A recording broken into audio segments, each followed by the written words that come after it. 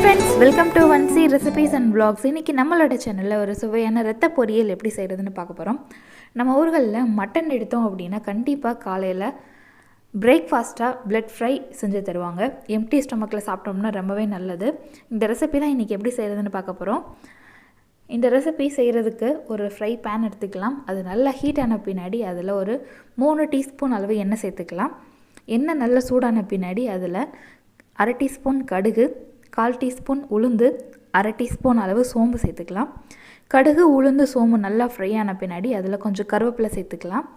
கருவேப்பிலை லைட்டாக அந்த வெடிப்பு சவுண்டு வந்த பின்னாடி 2 பச்சை மிளகாய் சேர்த்துக்கலாம். இதில் மசாலா பவுடர் தனியாக நம்ம சேர்க்கக்கூடாது, மிளகுத்தூள் மட்டும்தான் நம்ம சேர்ப்போம். அதனால் காரத்துக்கு ஏற்ற மாதிரி பச்சை மிளகாய் இதில் சேர்த்துக்கலாம். நான் ஒரு 2 பச்சை மிளகாய் சேர்த்துருக்கேன். இப்போ இது எல்லாத்தையும் லைட்டாக அந்த எண்ணெயில் வதக்கின பின்னாடி ஒரு 3/4 கப் அளவு சின்ன வெங்காயத்தை நம்ம குட்டி குட்டியாக கட் பண்ணி போட்டிருக்கேன். இந்த ரத்த பொரியலுக்கு சின்ன வெங்காயம் யூஸ் பண்ணிங்க அப்படின்னா டேஸ்ட் ரொம்பவே சூப்பராக இருக்கும். நம்ம ஊரில் சாப்பிட்ற மாதிரியே இருக்கும். சின்ன வெங்காயத்தை எப்படி வதக்கணும் அப்படின்னா, உப்புமா, முட்டை பொரியல்லாம் பண்ணுவோம் இல்லையா, அப்படி பண்ணும்போது அந்த வெங்காயத்தை ஒரு ஹாஃப் குக்காக தானே ஃப்ரை பண்ணுவோம். அதே மாதிரி தான் இந்த ரத்த பொரியலுக்கும் ஹாஃப் குக்காக வர வரைக்கும் ஃப்ரை பண்ணால் போதும். எங்கள் ஊரில் பார்த்திங்க அப்படின்னா ரத்த பொரியல் எல்லோரும் விரும்பி சாப்பிடுவாங்க. அதாவது மோஸ்ட்லி நம்ம தமிழ்நாட்டு சைடு வந்து எல்லோரும் வீட்லேயும் பிளட் ஃப்ரை பண்ணுவாங்க. அந்த ஸ்பெஷல் ரெசிபி தான் நம்ம இன்றைக்கி பார்த்துட்ருக்கோம்.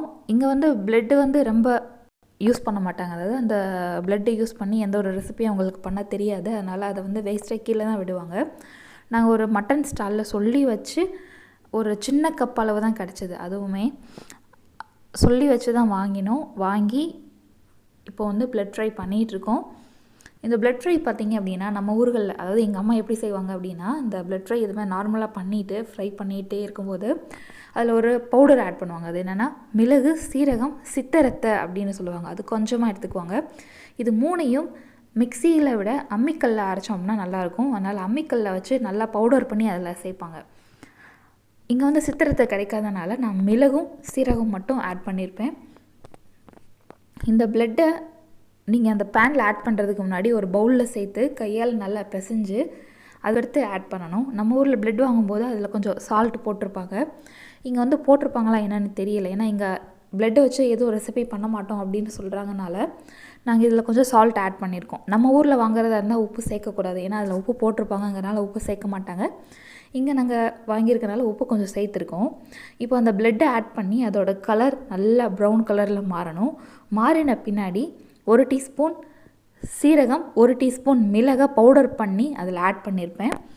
அதை ஆட் பண்ணி நல்லா மிக்ஸ் பண்ண பின்னாடி ஒரு ஃபியூ மினிட்ஸ் ஃப்ரை பண்ணுங்கள். அந்த பிளட்லேருந்து வரும் இல்லையா அந்த தண்ணி, அந்த ஈரப்பதம் எல்லாம் குறையணும். அந்த குறையிற ஸ்டேஜ் வர்றப்போ ஒரு 3 டேபிள் ஸ்பூன் அளவு தேங்காய் துருவல் சேர்த்து கொஞ்சம் நேரம் வதக்கிட்டு ஃப்ளேம் ஆஃப் பண்ணிடணும். அவ்வளோதான். ரொம்ப சிம்பிளான ஒரு பொரியல், ஆனால் டேஸ்ட் ரொம்ப சூப்பராக இருக்கும். சாப்பிட்றதுக்கும் நல்லாயிருக்கும். ரொம்பவும் நல்ல ஒரு ரெசிபியும் கூட. இந்த பிளட் ஃப்ரை கண்டிப்பாக ட்ரை பண்ணி பாருங்கள். இந்த வீடியோ பிடிச்சிருந்துச்சு அப்படின்னா அந்த வீடியோக்கு ஒரு லைக் கொடுங்க, எல்லாத்துக்கும் ஷேர் பண்ணுங்கள். நம்ம சேனலுக்கு ஒரு சப்போர்ட் கொடுங்க.